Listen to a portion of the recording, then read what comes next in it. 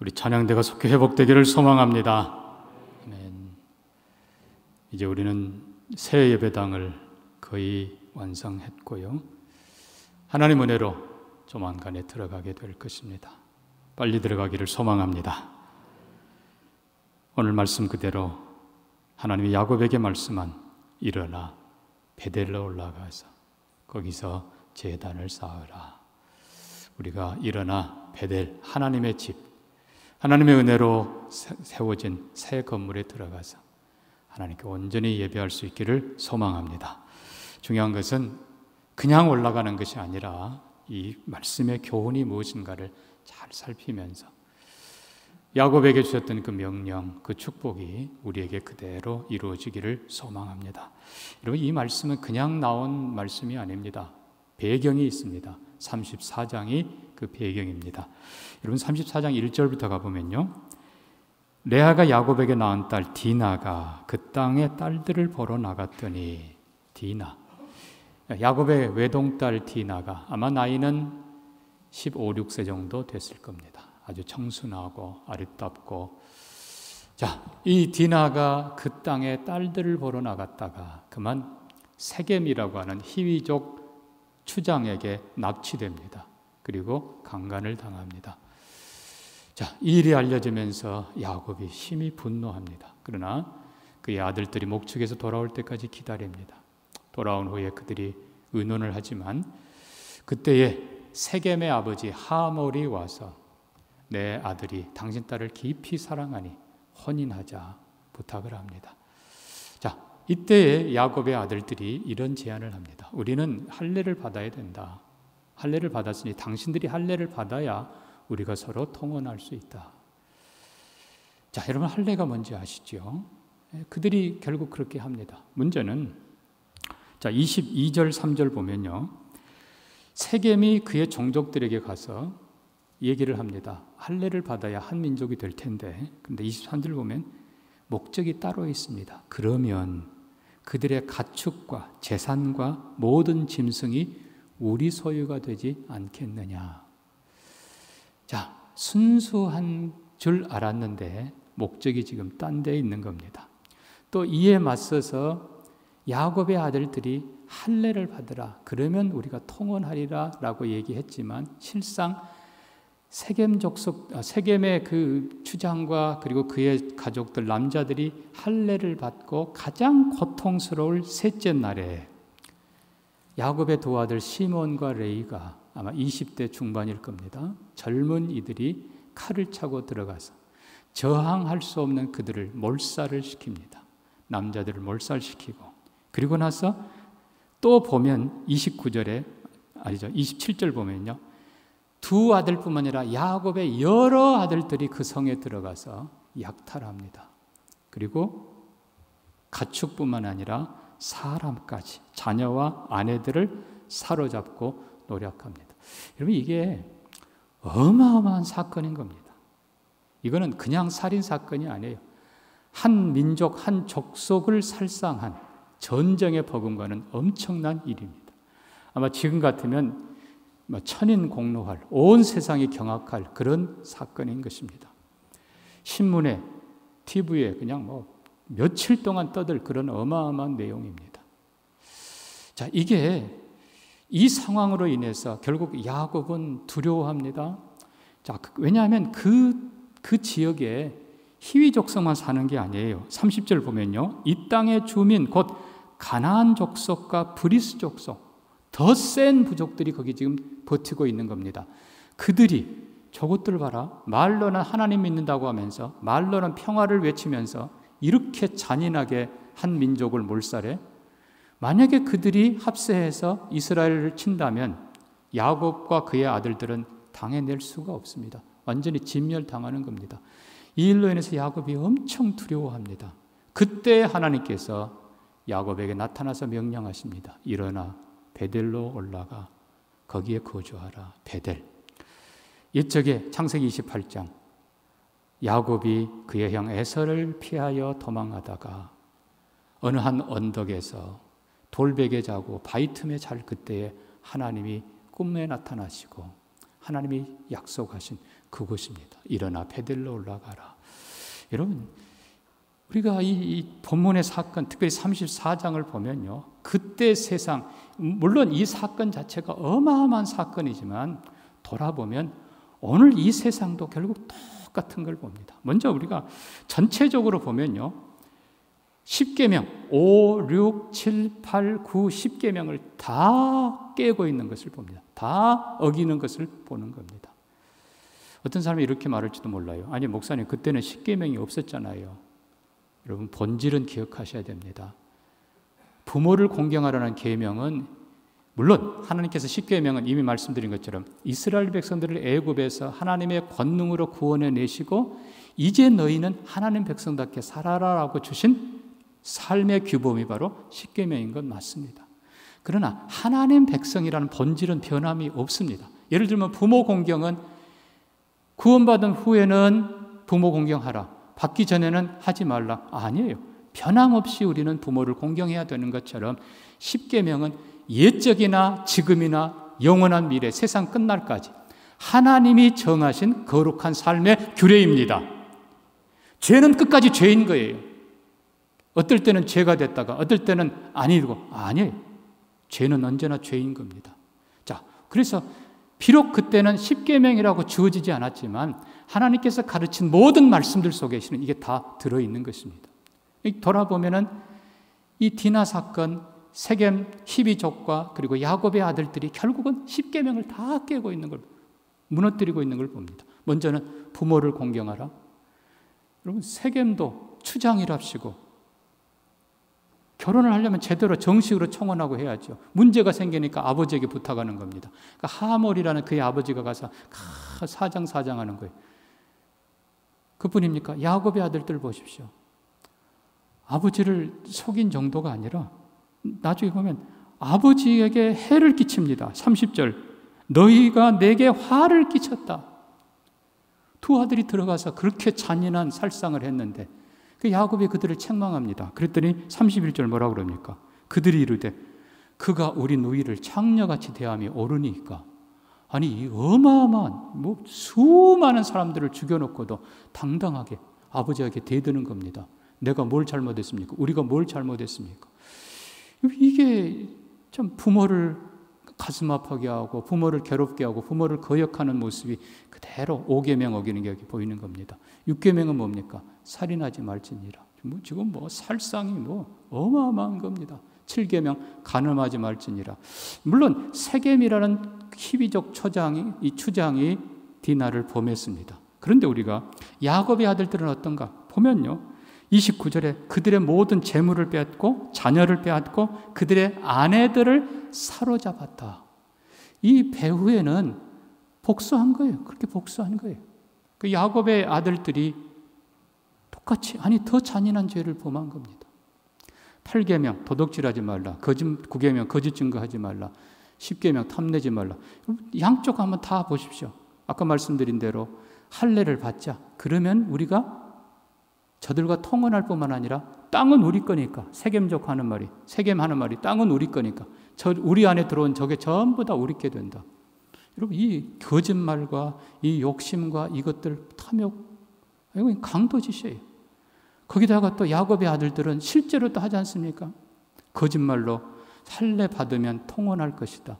할례 받고 사흘 만에 그냥 가장 고통스러울 때 그들이 가서 진멸합니다. 그냥 살인도 아니고 무방비 상태, 전혀 저항할 능력이 없는 최악의 상태인 그들을 그냥 무조건 그냥 살상을 하는 겁니다. 그리고는 어떻게 했다고요? 그들의 모든 것을 노력하고 탈취하고. 여러분, 지금 보면 5계명부터 시작해서 마지막 10계명까지 그냥 완전히 깨뜨린 정도가 아니라 그냥 완전 다 무너져 있는 그런 상태를 봅니다. 사랑하는 성도 여러분, 이것이 과연 그때만인가? 아니라는 거예요. 문제는 우리가 살고 있는 이 세상이 실은 보이지 않는 살인과 보이지 않는 간음, 이런 것들이 너무 많은 거예요. 다시 한번 우리가 볼까요? 이 세상을 다시 들여다보면 어떻게 부모에게 순종하라고 가르쳐야 될 학교에서 부모에게 지금 거역하라고 가르치는 시대가 돼버렸습니다. 간음하지 말라고 가르쳐야 될 시대가 학생들에게 프리섹스 하라는 거예요. 동성애 하라는 거예요. 그러면서 임신만 하지 않으면 이제는 또 그것도 너무 당당하게 아무렇지도 않게 얘기하는 거예요. 그리고 나서 또 그 다음에 뭡니까? 살인. 여러분 영아들 그냥 낙태 이거는 상상할 수 없는 거예요. 거기다가 돈이 최고라는 사상을 계속 집어넣습니다. 결국은 뭐예요? 거짓말은 발못듯이 하고 온 세상에 돈. 여러분 솔직히 돌아보면 디나 사건 이때의 그 모습이나 지금 우리의 모습이나 본질상 다른 게 없는 거예요. 문제는 하나님 믿는다고 하는 사람들이 더 악하다는 사실입니다. 이게 문제입니다. 세겜 추장 그리고 그 사람들보다도 실은 야곱의 아들들이 더 잔인하고 더 악하고 좀 더 못되게 보는 거예요. 이게 지금 그때의 모습이고 오늘 어떻게 보면 우리의 모습이에요. 신문에 오르내렸던 그 많은 사건들 배후에 거의 80%가 장로, 교회 교인들이, 권사, 교인들이 들어있는 거예요. 광주에서도 어떤 사기 사건이 있었지 않습니까?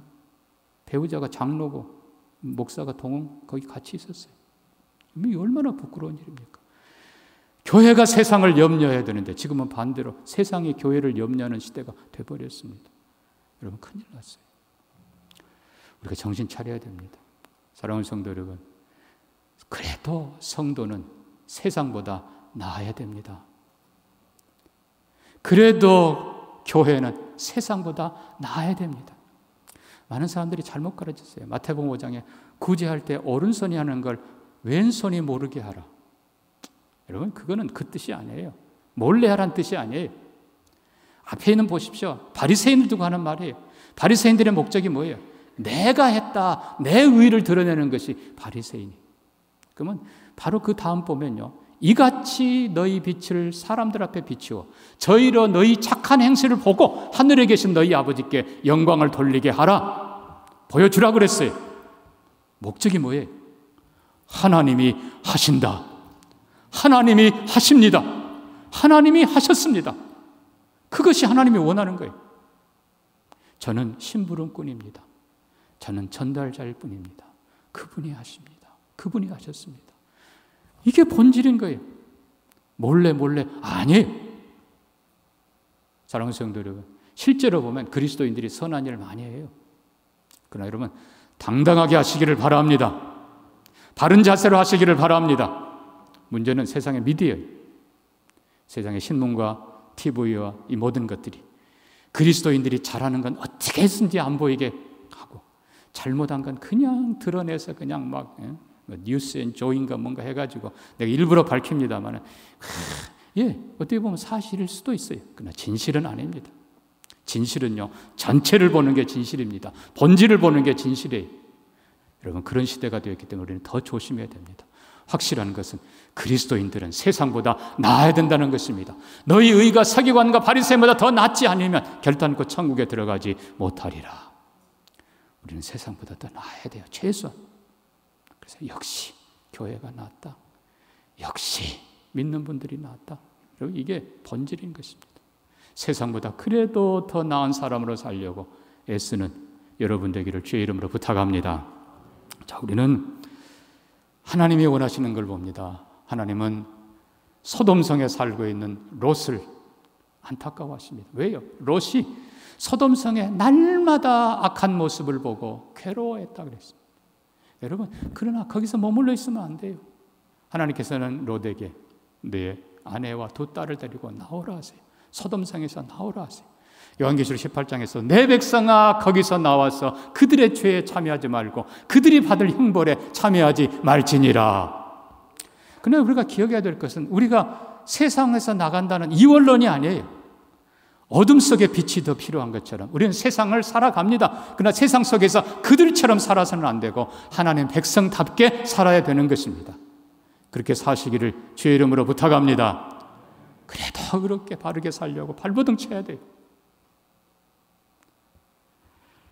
자, 하나님의 해결책이 여기 있습니다. 자, 이 최악의 상황, 이제는 이 어마어마한 살상 사건 앞에서 야곱이 두려워합니다. 가나안 족속이, 아니 가나안 족속 한 족속만 쳐들어와도 야곱은 당해낼 수가 없어요. 두려워 벌벌 떨고 있을 때 하나님이 말씀합니다. 야곱아 일어나라. 그리고 베델로 올라가 거기 거하라. 그리고 네가 환난 때에 나타났던 하나님께 거기서 제단을 쌓으라 명령하십니다. 여러분, 이 첫 번째 명령은 바로 제1계명입니다. 나 외에 다른 신을 두지 말지니라. 너는 오직 하나님만 경배할지니라. 세상 가운데 머뭇거리고 있는 그들, 마치 바알 시대 이스라엘 백성들이 하나님과 바알 사이에 머뭇거리는 그들 향해서 엘리야가 내게로 가까이 오라. 하나님께 가까이 오라. 여러분, 하나님만 향해서 하나님만 섬기기로 하나님께 가까이 가는 것이 해결책의 시작입니다. 첫 기둥이 바로 세워지지 않으면 다른 것들은 다 무너질 수밖에 없어요. 5, 6, 7, 8, 9, 10계명, 결국은 1, 2, 3, 4계명이 바로 세워지지 않으면 뒤에 건 다 헛것입니다. 다 무너집니다. 그 중에 첫째가 바로 제1계명입니다. 오직 하나님. 그 하나님께 제단을 쌓으라. 그 하나님께 예배하라. 너는 하나님만 섬겨라.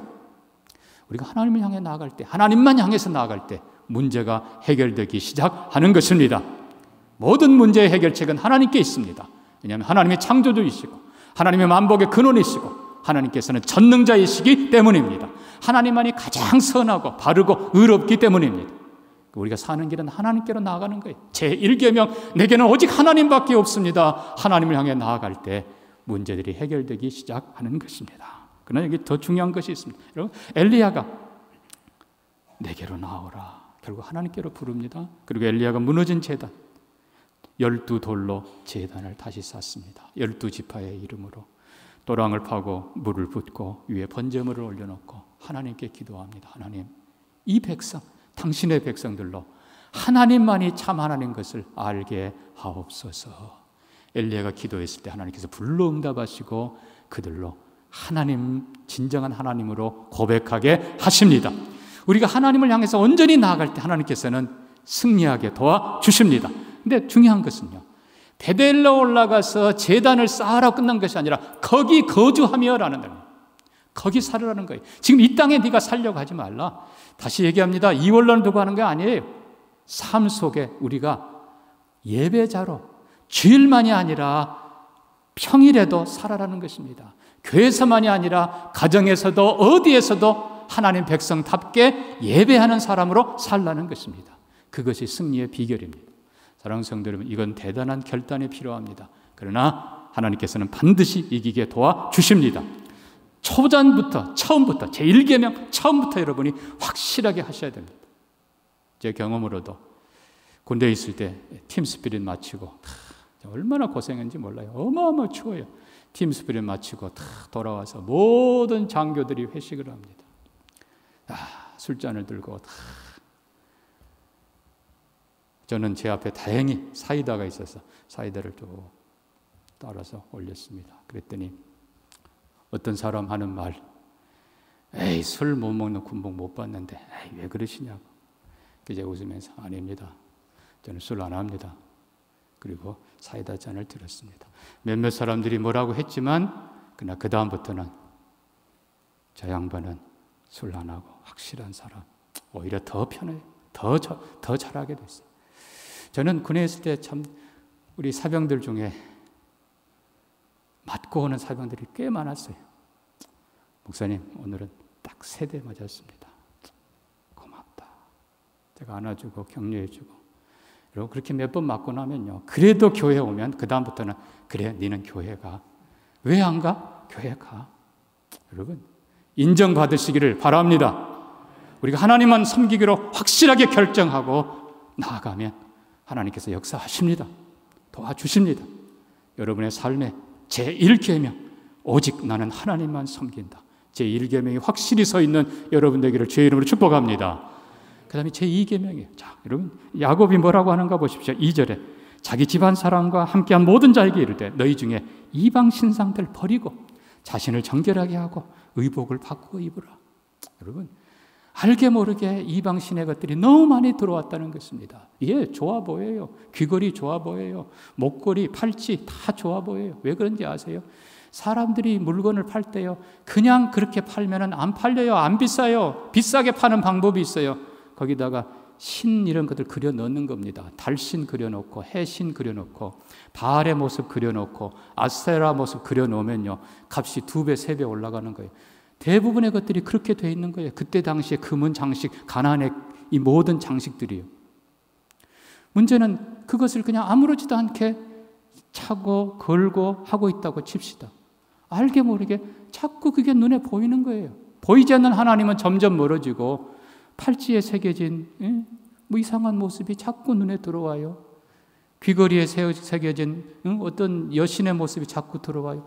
이게 점점 세상에 침몰해 가는 것입니다. 야곱이 그들에게 말합니다. 이방 신상 우상에 속한 것 다 버리라. 그것들을 다 버려서 낡은 옷도 다 버리고 몸을 정결케 하고 새 옷으로 갈아입고 그리고 그것들을 다 상수리 나무 깊이 파고 거기다가 완전히 묻어버립니다. 사랑하는 성도 여러분, 제2계명입니다. 우리의 삶 속에 알게 모르게 세상의 것들이 얼마나 많이 들어왔는지 모릅니다. 하나님을 예배하는데 방해하는 것들이 얼마나 많은지 모릅니다. 거룩한 삶을 사는데 방해하는 것이 얼마나 많은지 모릅니다. 사랑하는 성도 여러분, 우리가 하나님이 예비하신 새 집에 들어가기 전에 우리의 몸과 마음과 삶이 새롭게 되기를 주의 이름으로 축복합니다. 혹이라도 옛날에 했던 악한 습관이 있다면 하나님, 내가 새 건물에 새 마음, 새 삶으로 들어가기를 원합니다. 정리하시기를 바랍니다. 깨끗하게 하나님 앞에 더 아름다운 모습으로 온전한 모습으로 나아가기를 주의 이름으로 부탁합니다. 일일이 넓어가지는 않겠습니다만 너무나 중요한 부분입니다.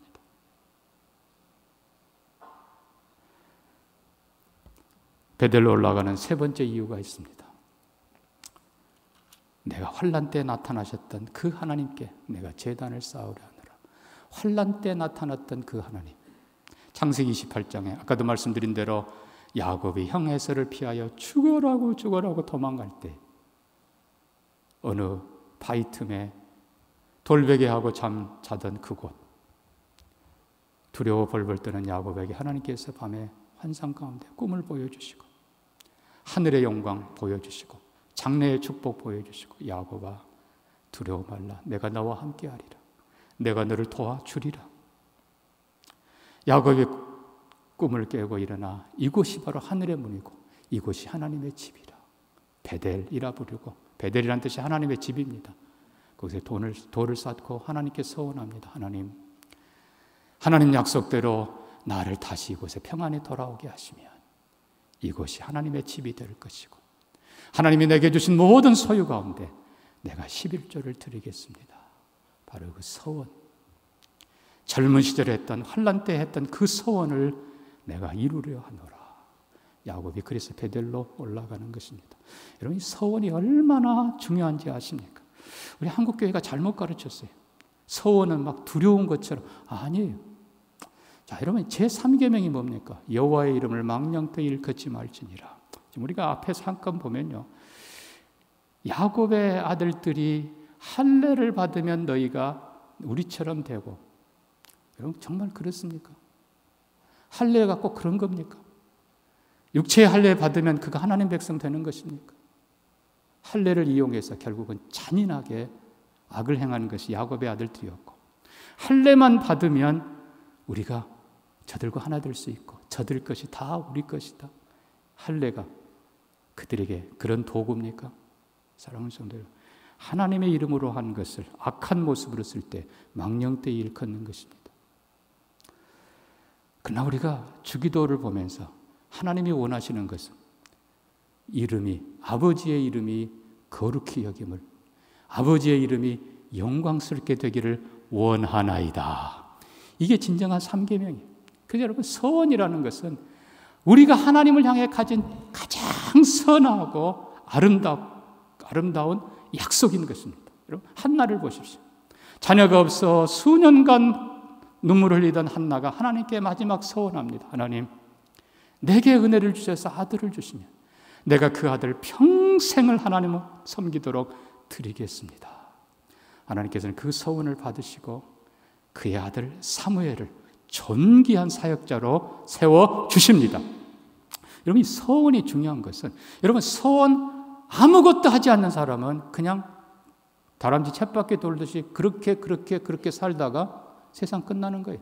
예수 믿어도 그렇게 살다 가는 거예요. 그러나 하나님은 그렇게 원치 않으세요. 하나님께서는 우리가 환난 때에 서원하고 젊을 때에 서원하고 우리의 한 생을 하나님 앞에 선한 뜻을 가지고 서원을 하고 그 일을 위해 달려가기를 원하십니다. 그리고 그 하나님께서는 거룩한 서원을 지키도록 도와주십니다. 여러분 다윗의 기록을 보십시오. 시편 61편, 65편, 67편, 71편 계속 보면 내가 여호와께 서원을 행하리이다.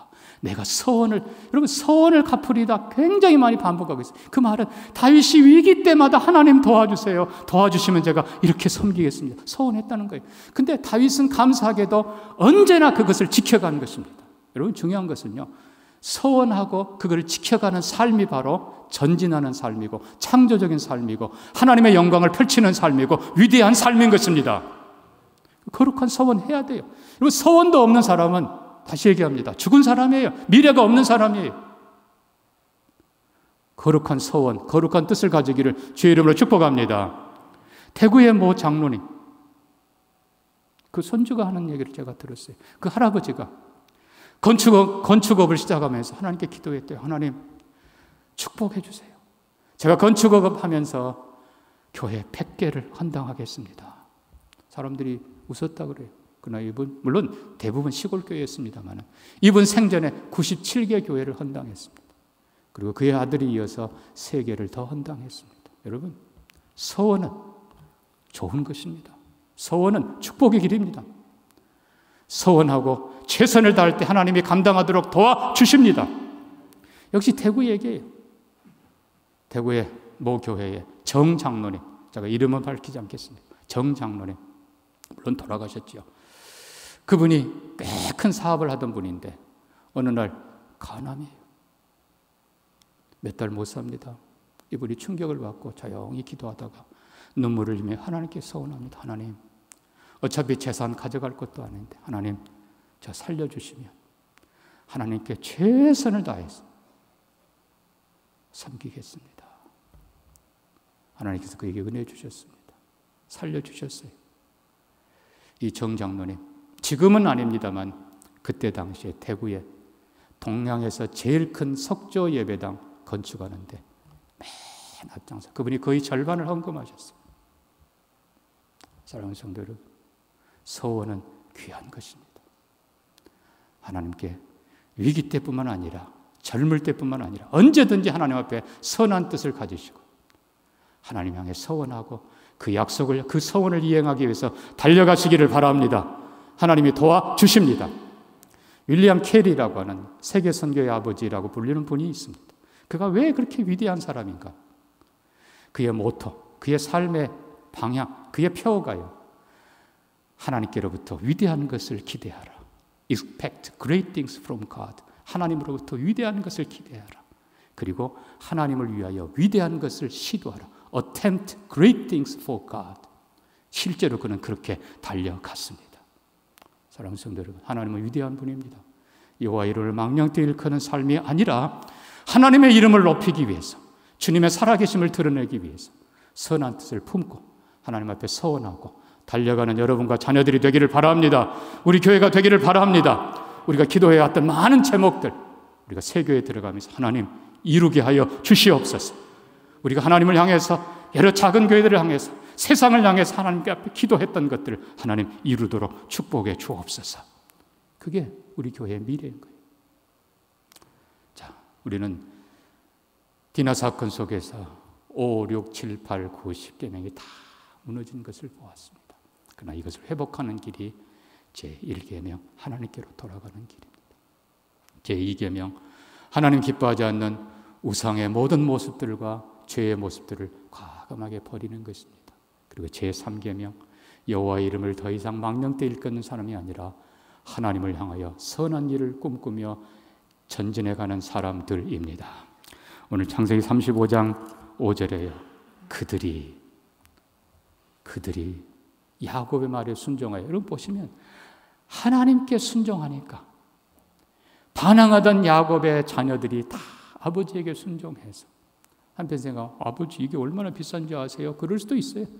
그러나 다 아버지에게 드려서 땅에 깊이 묻어버리고, 그거 찾으려고 하지 마세요. 아무 데도 못 찾아요. 깊이 묻어버리고 모든 자녀들이 하나님께 순종하고 아버지에게 순종해서 새 옷을 갈아입고 새 마음으로 베델로 올라가는 그 행진, 성경은 뭐라고 했습니까? 그들이 떠났으나 하나님이 그 사면 고울들로 크게 두려워하게 하였으므로 야곱의 아들들을 추격하는 자가 없었더라. 여러분, 얼마든지 추격할 수 있다고 했어요. 그러나 하나님을 향하여 새 옷을, 새 마음, 정결한 마음으로 하나님의 서원을 행하기 위해서 거룩한 뜻을 품고 베들로 올라가는 그들을 하나님이 지키십니다. 사면 고울들에게는 오히려 두려움을 주십니다. 여러분, 여리고성에 기생 라합이 했던 말을 기억하시는가요? 기생이 정탐꾼에게 말합니다. 우리가 다 들었다. 이 여리고성 하나님이 너희 손에 붙인 줄 우리가 안다. 하나님이 하신 일을 다 듣고 우리가 간담이 녹아 벌벌 떨고 있다. 지금도 하나님이 우리가 믿음으로 진군할 때 그렇게 하실 것입니다. 문제는 우리의 믿음과 바른 삶이에요. 하나님께서 여호사밧에게 부귀와 영광을 주시고 사면 고울들로 감히 여호사밧을 대적할 수 없게 하셨더라. 하나님이 하시는 거예요. 우리가 다시 한번 베델로 올라가면서 여러분, 그 길이 가능한 짧기를 소망합니다만 우리의 마음의 준비가 필요할 겁니다. 우리가 하나님 앞에 오직 하나님, 다시 한번 제1계명을 확실하게 새기고 하나님 보시기에 기뻐하지 않는 모든 것들을 과감하게 제하여 버리는 제2계명의 사람들로 거룩한 뜻을 품고 하나님을 향해서 함께 진군해가는 제3계명의 사람들, 하나님께서 거기에 4계명의 평강의 복을 주십니다.